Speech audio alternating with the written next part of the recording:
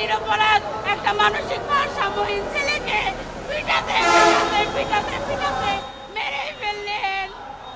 তার পায়ের মাংসগুলো খুলে ফেললেন, তার চুল কেটে ফেললেন। এটা কেমন অমানসিক অত্যাচার আমরা জানতে চাই।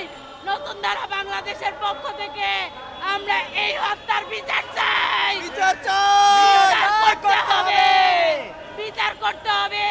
এই সবাইকে চিহ্নিত করে তাদেরকে বিচার করতে হবে। তা না হলে পথে ঘাটে এভাবে মব জাস্টিস ঘটতেই থাকবে। মব জাস্টিস এর নামে বিভিন্ন দোকানপাট লুটতরাজ হচ্ছে।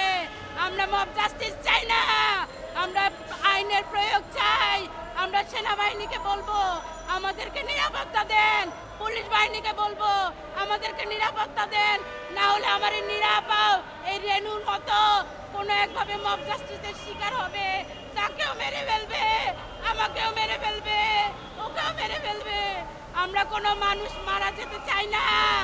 আমরা চাইবো না কোনো মানুষকে আপনারা মেরে ফেলেন। সে চোর হোক, ডাকাত হোক, তাকে আইনের হাতে তুলে দেন।